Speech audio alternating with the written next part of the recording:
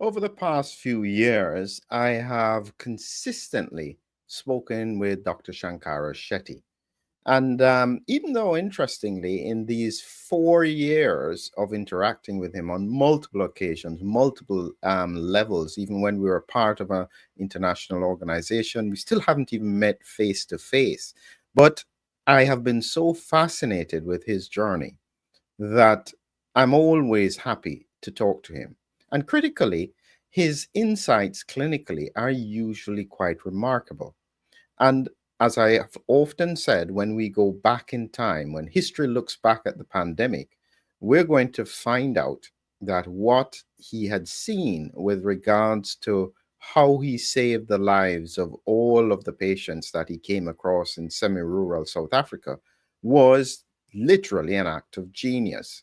And how will the medical and scientific community justify that instead of listening to him, and working out what it is that he did, they took him to court? Can you believe that? Trying to delicense probably one of the heroes of the pandemic, going to face it on his own, finding a solution, saving the lives of his patients. And just because he said something about whether or not a certain injectable should be used, he ends up going to face court. Well, without any further ado, let's bring in Shankara. Shankara, as usual, great to have you here to update us as to what in the world is going on. What's the latest with regards to this unbelievable court case against you in South Africa? Uh, Philip, it had its twists and turns.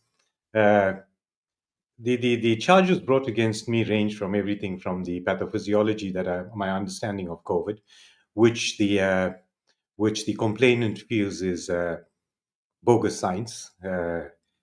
It ranges from that to my treatment, to my speaking out against the vaccines and the possible harms it may cause, to the nefarious agenda behind it and the intent behind the vaccine.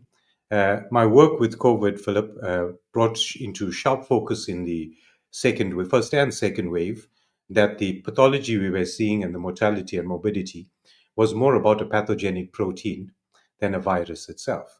And so, recognizing spike protein as the primary pathogen, uh, it made the vaccine, it shone the vaccine in a very poor light. We were injecting the most pathogenic part of the virus into people to stimulate an immune response. That's not what we do when we try and stimulate immunity. And so that got me into a lot of hot water.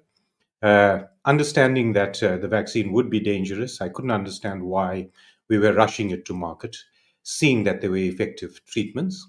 In 2021, early 21, when the mandates came out, that's when I decided I needed to speak out that there's an agenda, that this is more than just a virus, that a natural virus. I knew that there was a lab leak. I knew that there was manipulation to the virus itself. As to the intent, the mandate cemented my view on this being a nefarious intent, and I stated that. My case intends to prove that, Philip. I have some of the best witnesses around the world, people that I've worked with over time, and they've all come together, like I've said before, as my guardian angels, all doing it pro bono, to defend me in court. And I think the prosecution is shocked by what I'm going to present, and so will find every means possible to postpone my case. To ensure that we don't have legal issues, I accepted an illegally formed charge sheet on the basis that if I accept it, then we don't have any legal wrangling. And at our next meeting, the prosecution will be then forced to present their case against me. So if they're not going to open, if they don't want me to open this can of worms, I'm going to force them to open the can of worms. And so I think they've seen my testimonies, they've seen the evidence I'm going to present, and I don't think that the complainant now wishes to take the stand and be questioned about the evidence that I have in my quarter. Uh, they were well aware that this is a public hearing. It was postponed for medical reasons. One of the committee members fell ill. But subsequently, the complainant is now refusing to allow my witnesses to testify virtually. He expects that I fly them down to testify in person, so that I think he can just postpone it again and create financial ruin for me. But I understand his opportunism when it comes to such legal matters, and we're hoping to fight that before we get to court. It's been set down for the 23rd of June, 23rd to the 27th of June this year. Hopefully, by that date, they sort out all the legal issues around public broadcasting and my witnesses testifying virtually. And once that's done, I hope we get to share the evidence we have with the world. I think that's holding us back in treating patients. One of the fascinating things here, Shankar, is that you are taking the hit on this to force this information into the public arena. Because one of the people who is going to be testifying, producing evidence on your behalf, which I've got some clips of, is Charles Rixey. And could you just make people aware as to exactly who Charles is and why the information that he has is so very important? Philip Charles is a CBRN specialist working with the US military. Now, CBRN is a chemical, biologic, radiation, and nuclear weapon specialist. He has years of experience in that field, and what transpired was that I think during the first Trump presidency, a team was put together called Drastic that was tasked with looking for the origins of SARS-CoV-2, and a team of experts. What they did was they looked at all the research done on coronaviruses over the past 2 decades. And what they found was that as much as the research was done in different centers around the world and at different times, a lot of it followed the handbook of developing a bioweapon to the T, and that seemed very unusual. So Charles's testimony aims to prove that this was bioweapon design from the start, which SARS-CoV-2 is an unnatural construct that was 20 years in the making, and all the things done to it and over that 20 years had a nefarious agenda. It was not done for the betterment of science or looking to the future to protect humanity. It had more a nefarious agenda. So it raises the point, and this is part of the reason why I think this testimony and this case is so very important, is that I think that the medical and the scientific community is continuing to treat this virus like another flu. Even though they said at the beginning this was just not another flu, they're now kind of treating it like another flu. This is just another virus. It's no big deal that it's circulating. It's just endemic. Even though the data is coming out that people who get infected before they get to hospital, within 30 days, it's a 12% mortality. They are finding that people, after they get infected, have recurrent bacterial, viral, and fungal infections. Mortality is rising across the world. So everything about this virus is indicating that no matter how mild the symptoms may appear to be, this is a beast. So the medical and scientific community are taking the lead from technically the same people who took them down a path that was clearly not going to help them. Yeah. How are you hoping that this information will shock them into some kind of response? I think, Philip, the understanding of how the virus causes the mortality and morbidity was very poorly understood by the general medical fraternity. This is not just another virus. And I think the sentinel finding in my work was that this is an immune mediated condition rather than a viral pathology, as we tend to know viral pathologies. So, being an immune mediated condition, immunity has many different factors that come into play and that influence a person's immunity. Uh, it's genetics, genetic predisposition. So genetics will range from your ethnicity to your blood group to all those different genetic factors that will influence how you will respond immunologically to the environment around you.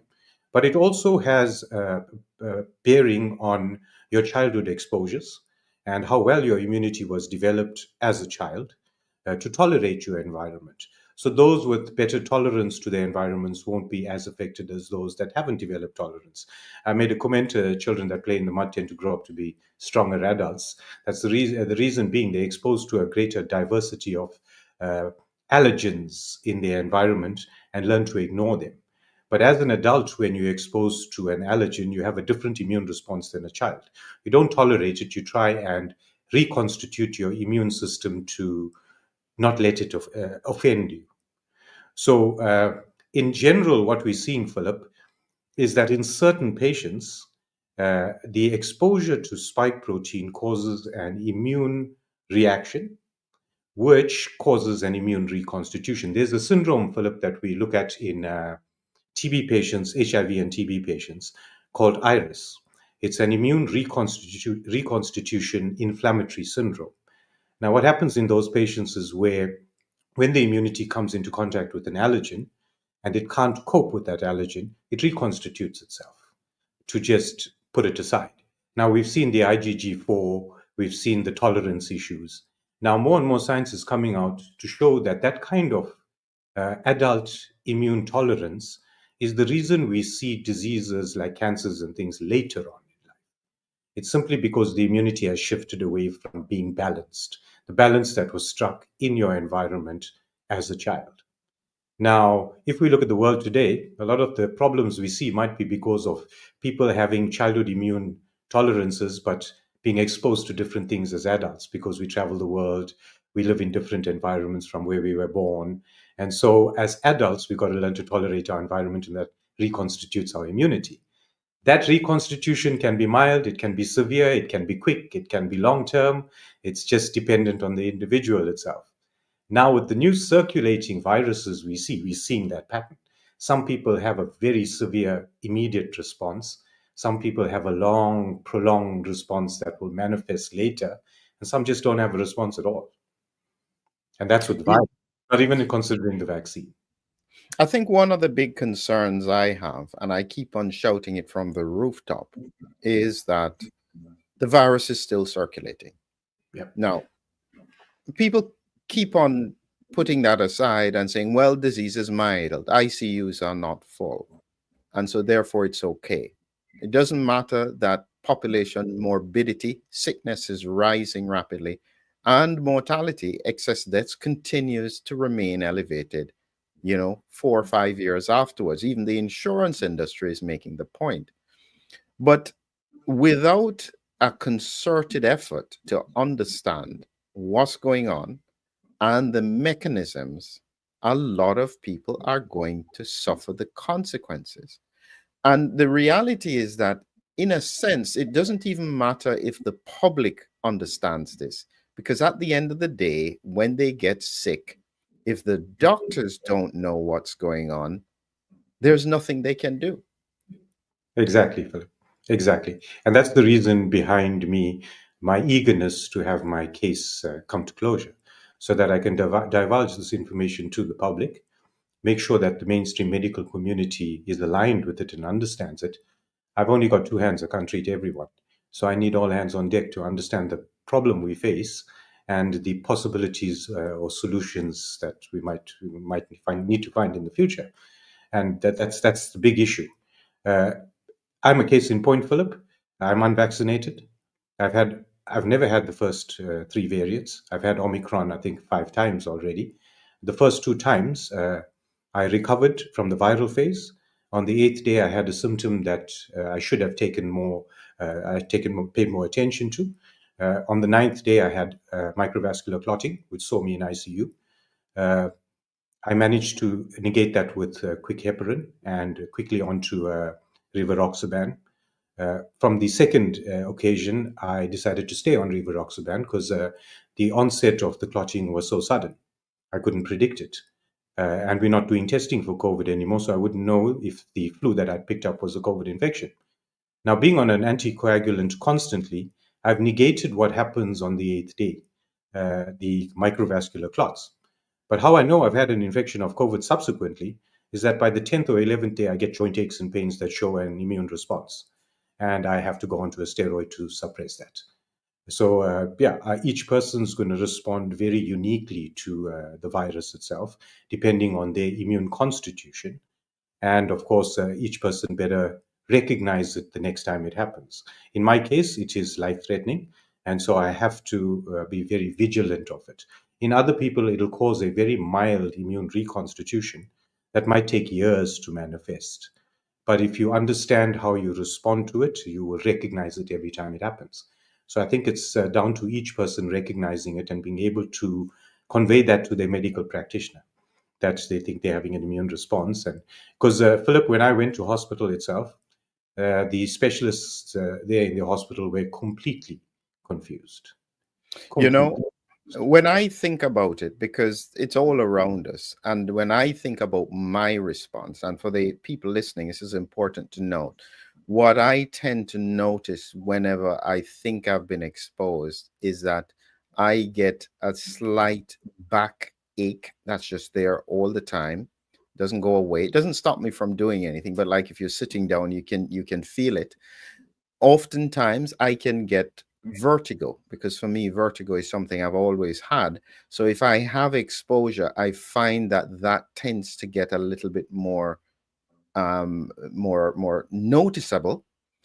And sometimes it can be just very, very mild fatigue. Luckily for me, it's usually quite transient, just maybe a day, and then I'm fine. But it just highlights the point, as you said, that when I notice it, I trigger automatically a few things that I do, because I think, okay, have I just had an exposure? How do I mitigate it? How do I, make sure that I minimize the amount of virus that breaks through my mucosal immunity? That's technically all I'm doing. And so for everybody, they have to do this. I plan to do a presentation on the sunburn and skin. People need to know if they're dark skinned or if they're very fair skinned in terms of sun exposure. So, you don't do the same sun exposure if you have red hair compared to someone who has very dark skin, because they have different levels of protection. And so, Yeah. in the same way, everybody needs to be aware of their immune threshold and what it is that needs to be done in the context of when they start to feel any symptoms. I don't underestimate anything, because I know how significant this is. Now I'm going to play a clip from Charles, just so this is the reason I take it seriously, because as far as I'm concerned, I can't find a natural source for it. And so, therefore, if it's a lab source, you have to presume it was designed in such a way to cause maximum harm. Here is Charles adding some thoughts to what we have to say. Let me just add this in here. To discuss what gain of function actually means. Now, there's been a lot of debate about the definition. However, there is an actual US government definition for the types of experiments that gain of function concerns. In this case, this includes experiments that lead to enhanced harmful consequences of pathogens or toxins, disrupts immunity or the effectiveness of an immunization against the agent or toxin, experiments that confer to agents or toxins resistance to prophylactics or methodologies, increases stability, transmissibility, or the ability to disseminate an agent or toxin. And then, most importantly for our purposes, alters the host range or tropism of the agent or toxin, meaning it allows a pathogen, a virus in this instance, to be able to infect a broader range of human cells. Now, keeping those in mind, I went through those 7 categories and how they relate to SARS-CoV-2. And as you can see here, all 7 of the categories that are listed as official gain-of-function experiments are either directly or indirectly fulfilled by SARS-CoV-2, the virus itself, or our response to the virus. Very important. That is incredible information. As you said, they were tasked at the time by the Trump administration in 2020 to take a look at this. And essentially every single one of the characteristics they found hit. And by the way, in case anybody is noticing the language, that this was presented to the Slovakian government, wasn't it? Yes, testimony to the Slovakian government. And so this is pretty serious stuff. And this is why I'm saying is that this is a big boy conversation we're having here, Shankara, because a lot of people are still pretty naive about what can happen, and they just don't believe this kind of thing could ever happen. Now, I don't know how to help people, especially clinicians, in that context. And for me, the best example is the case that happened in the UK, where I think it was Litvinenko, a Russian dissident. He was poisoned with radioactive substances. Now, I could never figure out how the hospital knew that he was given radioactive substances. I think it may have been a family member who told them, because he just came in sick, vomiting. He still died. But they at least knew to wear radioactive protection when around him. That's the kind of understanding you have to have when you're dealing with something that is just outside of the normal characteristics that you would normally face. And how do you get clinicians to take this kind of stuff seriously? I think, Philip, it's the information. We've seen a lot of the censorship that has prevented, usually when you have this happen, Philip, you'd have people come together from all different walks of life that are interested in understanding what's going on, giving different views, having discussions and debates, and providing evidence.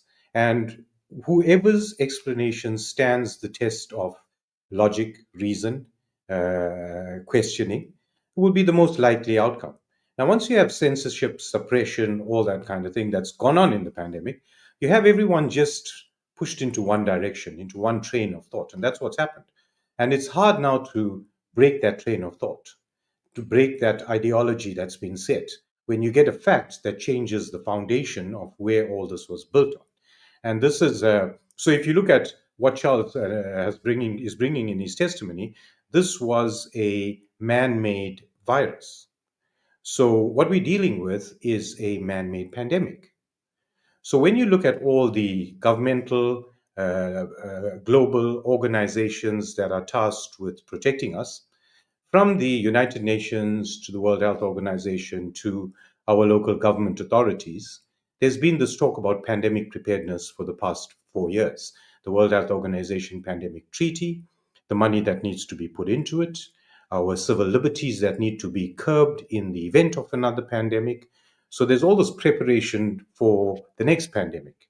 My question is, who's the man preparing the next pandemic if this one was man-made? And that's the question that needs to be answered. So it turns the entire narrative on its head. So it's gone that deep that, it's pervasive. It's invaded every facet of society itself. And to turn that around, I think a little bit of shock treatment is necessary. And I think that's what the testimony of Charles and other people in my case need to bring out. Yes, we get over the shock and we get back down to business again and start to save lives. That's what we need to do, and direct research in the appropriate manner. Not just cherry pick what we think fits our narrative and ignore the rest.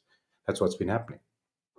It is such a serious situation, Shankara, because at the moment, the public health system across the world is largely silent on the circulation. And I keep on observing people saying, there wasn't even a pandemic. This was nothing. This was made up. People didn't die. And I'm thinking, oh my goodness, when this tsunami hits and the way it's going to hit, I've been trying to find an image to describe it. Here is the image that I think is where we are. Imagine being on a beach in the northern hemisphere. This tends not to happen, say, for instance, in close to the equator. When the water pulls way out and you have like a quarter of a mile of beach where you can walk from where the water is at the shore when the tide is high, and you can walk, 500, 600 meters out towards the sea where you finally hit the edge of the water. Where the world is now is they have walked all the way out to reach the water. They're playing in the sea, and they don't realize that the tide is now going to start coming in. And before you know it, the water has caught beyond you and you can't get out. That's the image I feel at the moment as to where we are. We just don't even grasp that the tide is going to rush back in, and it's not going to be a big wave. It's just that the water just keeps on coming and you can't outrun it. Am I right? Yeah, I think you are, Philip. I think where we've gone wrong in that scenario is that in an attempt to save lives as clinicians, we've heard all these different stories over the past 5 years. Now, you cannot go wrong if you anticipate the worst. I can't understand why everyone's anticipating the best and refuses to anticipate the worst. We can't make a mistake. So why aren't we anticipating the worst and preparing for the worst, and we'll never go wrong? That's where the mistakes lie. So that's what I've done from the beginning. I anticipated the worst, and then I used the narrative, the government strategies to justify why I think it's the worst that's happening. Well, today I've been proven to be true, and I've not had a patient demise, but I need the world to hear this. I need the clinical or the physicians around the world to hear this. And I think, Philip, with the diversity with which this virus influences our human physiology, allopathic medicine is not, and I said this in one of the interviews we had very early on, that allopathic medicine is far too targeted to deal with the range of issues that this single pathogen is going to cause in the human body. And so allopathy is going to have to swallow its arrogance and start to embrace all the other medical interventions that are available out there, all the traditional medicines, or what the Rockefellers called alternate treatments. And they are now going to become the mainstream. You've said something there, Shankara, that I think in case we have clinicians, people who are in the health professions watching this, essentially what we're doing now is that we have the patient, they're short of breath, they have a cough, they are coughing up some blood, and they have a swollen leg. And we are saying, this could just be a chest infection. Maybe they just have a minor virus. Yeah. Instead of the clinical practice says, we anticipate the worst outcome, which would be something like a pulmonary embolus. We would then put them on anticoagulation and prove that it isn't before we do anything different. We are doing the complete opposite now, where even though people don't understand what's going on, they are just going, well, let's hope for the best. Everything will be okay. That is not clinical medicine. I don't know what that is, but that is not how clinical medicine works. Yeah, true. It's happening. It's happening all around the majority of the medical fraternity. I think as well, Philip, the medical fraternity, it's been indoctrinated over years. We can't get away from that fact. When you go to medical school, they teach you certain things. We learn to follow instructions. We must follow protocols. We're not allowed lateral thinking and out of the box thinking. So, a lot of the medical fraternity has been indoctrinated in that way. And a lot of the medical fraternity doesn't understand research and science and what is ethical science and where this information comes from. Is it ethically derived? Is it cherry picked? They don't look at, I mean, if you have a pharmaceutical rep that comes and highlights the latest research to you done by that pharmaceutical company. So doctors are not taught to look holistically and broadly at all the information in front of them and make up their own views and minds about what actually is going on. So we got a big problem. It's going to have to be an admission of ignorance, which is Yeah. very difficult in a medical fraternity run with egos. Well, here is what I shared just today on LinkedIn. This is the wastewater in the US, and they're showing the peaks. This is going from 2020. You know, this was when we shut down the world down here. This is where we are since January of 2025. You know, this is for anybody to think this is over. It's just, I don't know. It's certainly not science. It is certainly faith, not science, you know, because the reality of what is happening now is pretty serious. And I'm going to play another clip from Charles just so people understand what he's saying with regards to another characteristic of this virus that makes it so very dangerous. Listen to what he had to say here. Bioweapons, a select group of expert NATO scientists and former military CBRN personnel in 2022 looked at the SARS-CoV-2 virus in the context of what a potential of categories or different means or attributes you would want inside a biological weapon. The same group in 2018 had published a study where they went through 33 known or potential bioweapons candidates, a variety of bacteria, toxins, viruses, rickettsia, etc. And they ranked them according to 12 different criteria. And when you put all these together, they put them in order, and they ranked the most attractive pathogens for use as biological weapons. And in 2022, they did the same using the same criteria with SARS-CoV-2. And what they discovered is that SARS-CoV-2, when compared to all of those other known or potential bioweapons, would rank as the fourth most attractive bioweapon potential. And as I should note that the only virus that ranks above it is the smallpox virus. That is scary stuff, Shankara. Literally, only smallpox would be considered a better bioweapon than SARS-CoV-2 because of its transmissibility, the silence of its spread.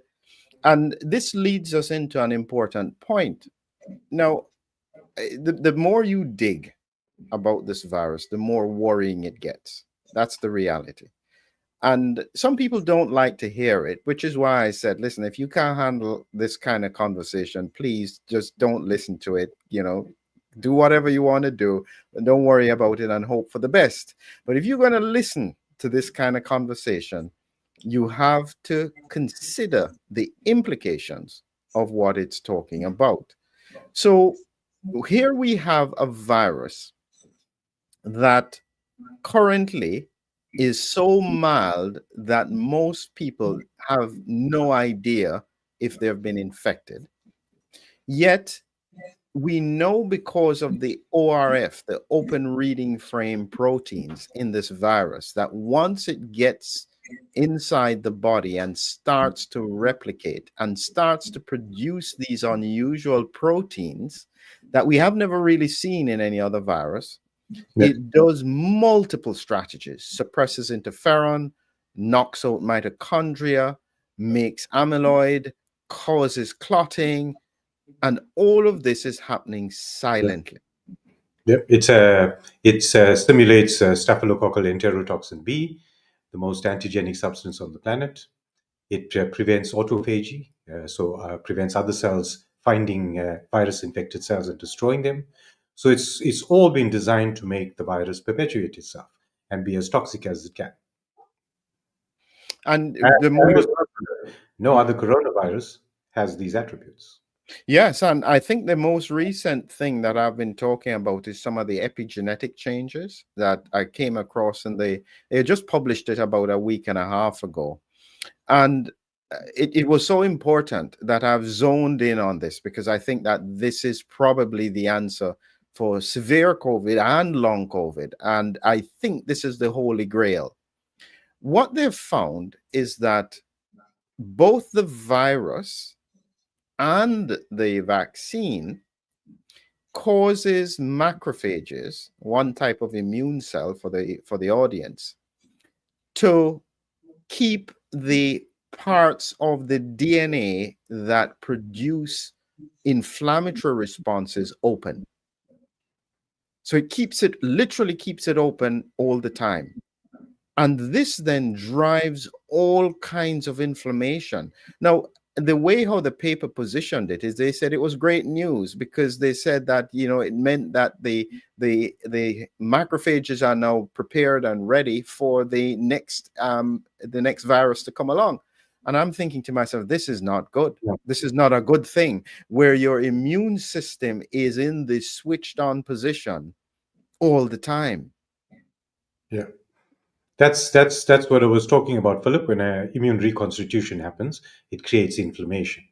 Now, that kind of what we're seeing with Omicron, that kind of immune reconstitution is a dangerous thing. In different people, it will be dependent. The severity will be dependent on the immune response, which is dependent on their genetic makeup, predispositions, childhood immune exposures, a myriad of different things. In my case, when I have the reaction, I'm trying to stop my immunity from reconstituting itself. Now, patients can have a mild infection, have very mild, long, lingering symptoms that will trigger a permanent immune reconstitution. Those patients might not have any illness or notable illness right now, just feel unwell, but give it a few years, that immune reconstitution will manifest in different ways. Autoimmunity, cancers showing up, lack of immunity to infections, opportunistic infections, that kind of thing. That kind of immune reconstitution and its sequelae have a variable time frame. In some, it can occur very quickly. In others, it would take a long time to manifest. And so, we can't talk of the amount of hospitalizations we're getting from acute COVID right now. There's many to come in the future. Patients with dementia, it comes on very slowly. Alzheimer's, Parkinsonism, and they tend to get hospitalized in the very late stages of the illness. Would anyone ever realize that it was a COVID infection that triggered it in the first place? And that's Absolutely. So all right, so let's get into the big boy part of the conversation. We don't necessarily have too long to go. So to the audience, if you can't handle this, please step away now, because now we're going to kind of just think. Okay, Shankara, I give you this virus to make, and you have the ability to put anything you want in it. Okay? Is there anything else that you would do if I imagine you were in that lab fiddling around with it? Is there anything else that they could have left out, or that we haven't thought of yet, that could be something to be concerned about? I think the one thing, Philip, every bioweapon will have an antidote. I wouldn't design a gun that will kill me, right? So I have to design an antidote, and we haven't seen an antidote with this virus or the vaccine itself. But I'm absolutely sure that it was designed to influence immunology, our immune responses. So I think the antidote lies in our immunity. So I've been pushing from the start, saying that we should be testing blood groups, we should be testing the genetics, ethnicities, to see who's more predisposed to spike protein than others. I think Robert Kennedy Jr. was hurled over the coals for saying that Ashkenazi Jews and the Chinese were least affected by spike protein. They found an ethnic difference in the way people responded to spike protein. But that is the facts. And I think whoever designed the virus designed it such that it would not influence certain genetic makeups. So whether it's blood groups or whether it's certain ethnicities, there's variance in that. And understanding that variance will give us an understanding of how we can figure an antidote to it. Because Well, I think here is a question that I'm still trying to get my head around. How much of this was design versus a cock-up? Meaning that, because there's only so much you can design, and then when you test it, it does something different from what you expected it to do. My best example of that is that when I put on that mind of thinking, okay, well, if you're going to cause a problem, my best example of it is Omicron. Omicron literally appeared out of nowhere. It hit, which African country did it hit again? It was it was before South Africa. It was there was another country that it hit. Can't remember which one at the moment. But it came out of the blue, and it was the most transmissible. So based on what had happened before, because Africa wasn't vaccinated largely, only 2% of the vaccines had hit Africa. If it was meant to be lethal, it would have wiped out Africa. Okay? Instead, because they had they didn't have a vaccine, they all got natural immunity. That, if it was designed, had to be a cock-up. That's my view. That could never have been planned. Any thoughts on that? But Philip, from what I see in my community, which is a broad, diverse community, ethnically and socioeconomically, there are a cohort of people that don't develop immunity to Omicron. I've been getting repeated infections myself. Yet I never had the first three variants. I seem to have immunity to those. So I think because it triggers an immune response, and they've put out a more contagious variant that can evade your immune responses, you'll get repeated infections. That's what we're seeing around the world. Now, when I look at it as, is this a cock-up or is this pre-planned? If you look at the timeline in what happened, we had the first three variants that were very quickly lethal in those where it triggered an immune response. Other people had no response at all, immune response. So there were that fraction that was saying, nah, COVID's just a flu, but there were people dying. And that created the fear because the medical fraternity couldn't figure out why certain people were dying from something in others that was just an ordinary flu. When they had enough fear, that was enough to sell a vaccine or create a false savior. So I think our faith was misplaced.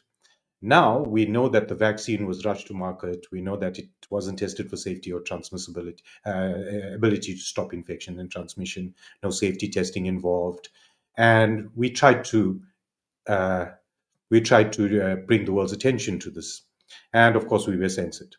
Now we're seeing the vaccine injuries. And so it's coming to the fore that vaccine wasn't that a great idea. But everyone is now distracted by the vaccine and the vaccine injuries and trying to prove it, and no one wants to look at it. But the agenda was always there. So no one looks at Omicron. And that might have been the agenda from the start. Bring out a far more contagious variant that repeatedly infects the population, that will have long-term slow mortality and morbidity, but nobody will look at it and recognize it because we'll be too distracted with what they've done to us, not realizing that Omicron's out there circulating and it's a slow burn. Yeah, so the way how it presents now, from a clinical point of view, I look for it, meaning that if you don't actively search for it, you'll not see it. Meaning the patient just comes in unwell, but you have to dig back sometimes 2 or 3 weeks before for when they said, yeah, I did feel unwell. I had a bit of fatigue.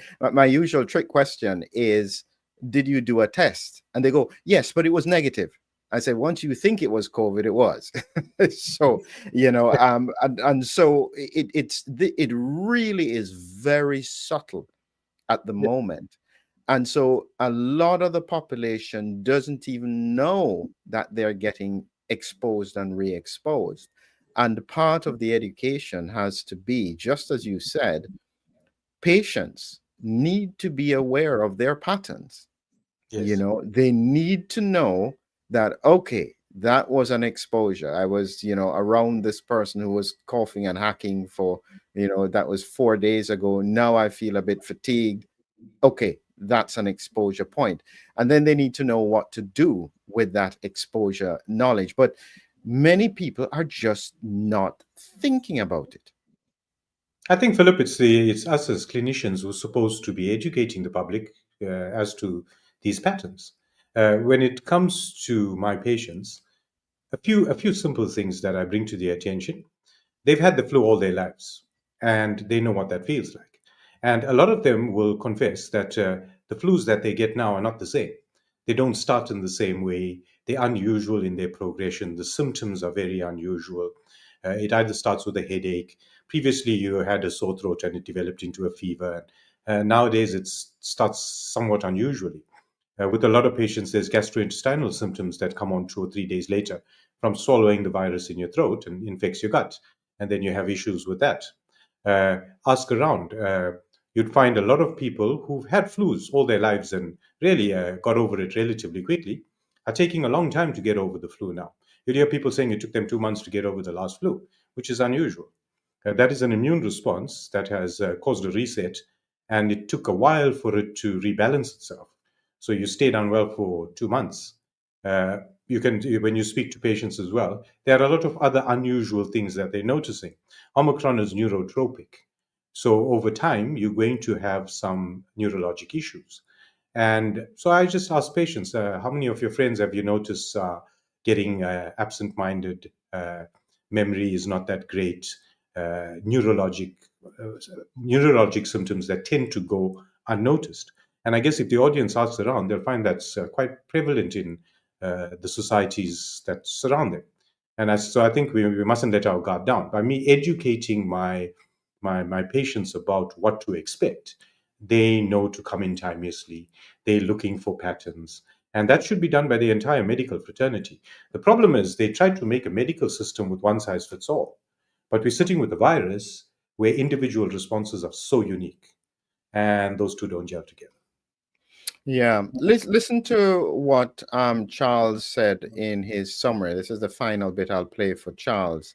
And this was his summary to the Slovakian government at the time. Here's what he said. My testimony is derived from 4 years of investigation, during which I have gone through more than 3,000 scientific articles and more than 150,000 pages of FOIA and other government documents. I've already provided multiple legal affidavits and remain ready to testify under oath to the veracity of the evidence in support of my conclusions.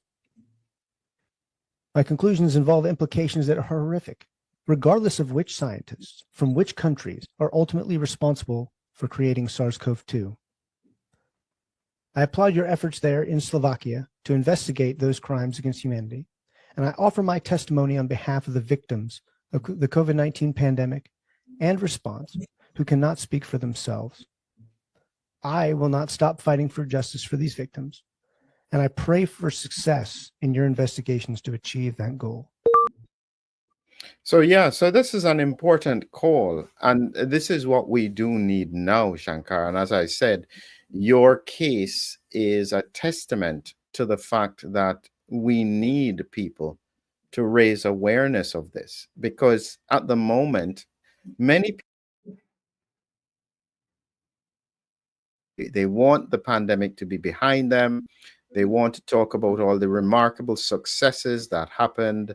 They want to move on from the pandemic.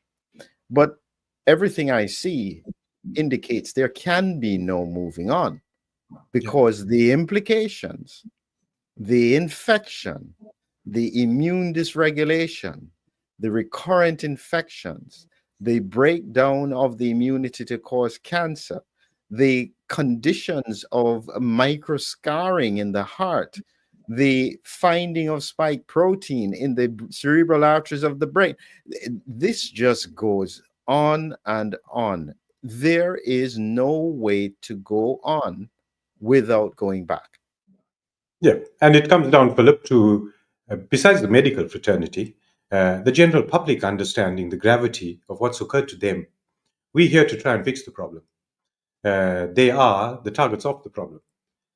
So I mention to every one of my patients, I make it my duty to say that, look, when you get the flu the next time, don't just think it's the flu. You might have just been attacked by a bioweapon. And so treat it with the necessary gravity. We all get colds and flus and we just take it as, that's the reason I ended up in ICU twice, because it was just a flu. But the flu is no more a flu. It's actually likely a bioweapon that you've been infected with. And so the gravity is absolutely necessary. You know, Shankara, as we come to the close now, at the moment, we have almost 1,300 people on the live with us who are listening. Many of them are just members of the public who have listened, who support you, who have followed you, and they just want direction. Now, we have a specific call to the clinical community, which is a separate issue. But for this general public who is just there, who wants answers, who wants something that they can do, is there any advice that you would give them, whether or not it's for their own personal health, or whether or not it's how they challenge their governments or their health authorities? What is it that they can do? I think, first of all, from a personal perspective, Philip, each one of them needs to understand the way they respond. A simple way forward would be to tell every patient that if you have a flu for longer than 10 days, so you go past the eighth day, and you're still unwell, consider that to be likely unusual viral infection, and go to a physician that knows what he's doing to get it sorted.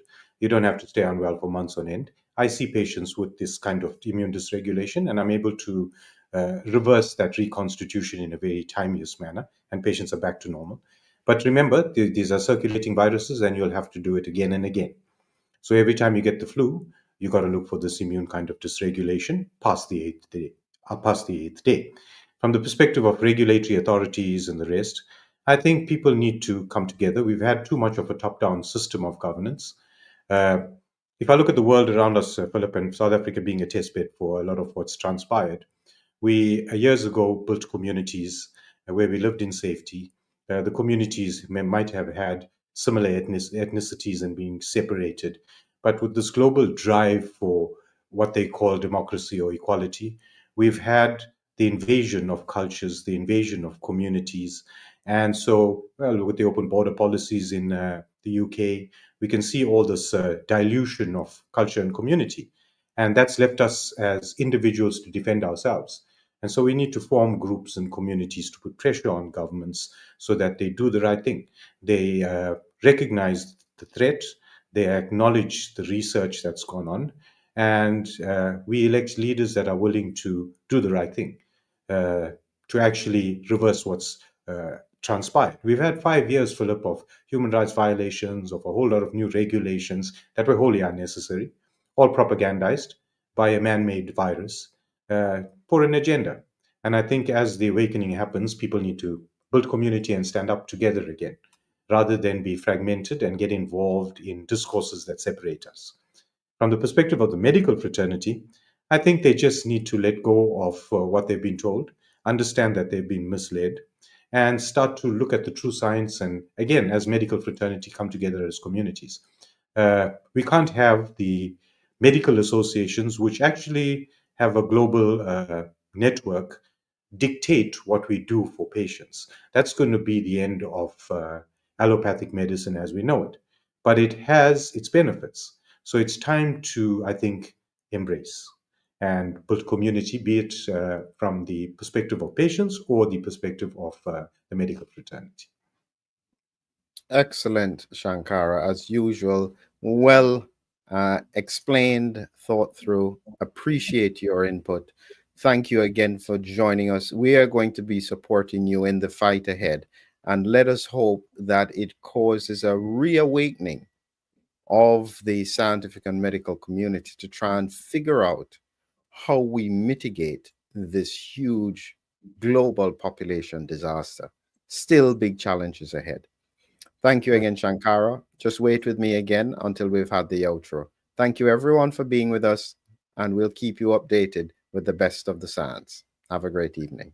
Thanks, Philip.